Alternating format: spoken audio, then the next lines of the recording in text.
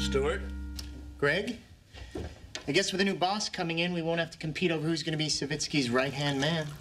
Well, I never thought of it as a competition, Stewart. It was always me. That's interesting, because just the other day, he told me I remind him of one of his sons. Oh, really? Which son? The one that stole his rare coin collection to support his Oxycontin habit? Or, the transsexual bulimic that he tries to keep hidden away in Amsterdam? Gentlemen. Hello, sir. You can have Savitsky. I'll take the new guy. What do you know about him? Well, just that he worked at Disney. Mr. Mercer, Stuart Nickel, it is an honor to meet you. I really respect what you did over at Disney. Really? Yeah. I never worked at Disney. Hello, sir. Greg Warner, Vice President of Business Affairs. When Mr. Savitsky used to run the studio, I was his right-hand man. Of course. I've heard a lot about you. And this is Mike Worley. He is my right-hand man. Nice to meet you. Oh. So you already have a right-hand man? Yes, he does. And you're in my seat, Junior. Mercer? Savitsky, I hope this little change in power isn't awkward for you. Please. I've been around long enough to know that these things happen. The important thing in this business is to roll with the changes. What the hell's wrong with this coffee? We switched to tea. Son of a bitch. Cheerio. Obviously, when there is a new boss, there are going to be some changes. And this morning, Mike, he boosted the morale of some of our lower-level employees by giving them meaningless bumps in title. For example, our janitors are now... Cleaning associates. That's very nice. Thank you. My idea. Somebody call security? Ah, yes. Thank you. Please, stand by the door, officer. Sergeant. Sergeant Hughes, you made us sergeants, remember? You made us all sergeants. Paul, I don't think you need to have security guards at our meeting. This place is pretty safe. In fact, we haven't had a real incident since the time Anne Heche broke into Stage 18 and tried to drive the Starship Enterprise. I mean, that's true. I mean, the only time we call security is if we're locked out of our office or, you know, we need someone escorted off the lot because they were fired.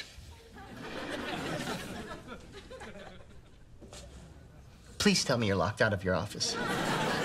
Listen, this isn't easy for me. But since I have Mike here and he serves the same function as Greg and Stewart, well, somebody has to leave. Well, I know the metric system, sir. I mean, you know, just in case we're switching. Metric is a skill I have. Some might say I have it by the kilo. You can relax, Greg. Due to your exemplary record, I'm keeping you. Unfortunately, Stewart, I'm letting you go. George? Don't look at me. I'm sucking on Earl Grey down here. Unfortunately, that's not all. George, I'm letting you go, too. What? I'm sorry, I would have told you sooner, but you know what these studio lawyers are like. You can't just fire me. I've been working my ass off this studio for over 12 years. It's been my life. Because of this place, I've lost 3 wives, a full head of hair, and a liver.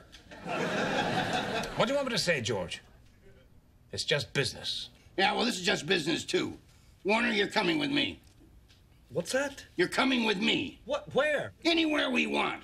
Ever since the rumor of this takeover started to leak out last week, I've been flooded with offers to run other studios. I groomed this kid, and I'm taking him with me. Oh, so take him. Mike and I flipped a coin between Greg and Stewart anyway. What? Officer? Sergeant. Sergeant. Get Stewart back here. Right away, sir. I'll check the break room. There's a good chance he's peeing in the coffee pot. Wait a second. You flipped a coin? I thought you kept me because of my excellent record. Yeah. Heads won. Tails, nothing. That's how you're gonna make major decisions around here? No, quite frankly, I didn't think it was that big of a decision.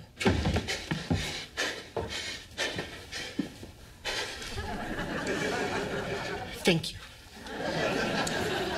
You know what? You can keep him. I don't want to work for some jerk who's going to decide my fate by the flip of a coin. And I'm certainly not going to work for someone stupid enough to fire a legend in this business like Mr. George Savitsky. You tell him, Warner. I got a lot lot of good days left in this town, and you better believe there will be no greater one than the day where I get to watch you fail. And fail you will. George Savitsky will always be on top in this business, and I will be right there standing beside him.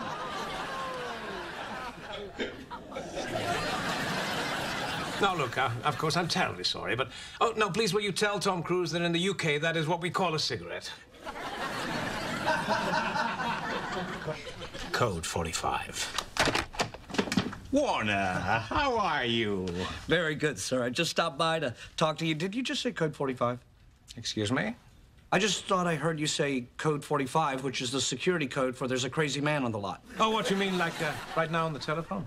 Yeah. No, I said Colt 45. You see, we just greenlit a movie on the rap industry, and what better way to keep it real than with some malt liquor? You're just stalling till security comes to get me, aren't you? Yes. Yes, I am. Come with me. What? Hands behind your back. Hey, could you pretend I'm cuffing you? I forgot my handcuffs on my bedpost. Sir, I know you were just covering, but a movie about the rap industry is a fantastic idea. I mean, if you need someone to spearhead the project, I'm very tapped into that world. Really? Yeah, I mean, in fact, rappers aren't drinking malt liquor these days. They're drinking Cristal. I don't know where you're getting your research from, but last night on MTV Cribs, P. Diddy was drinking Hypnotic. Really? Well, thank you, Mike. For shizzle, me nizzle.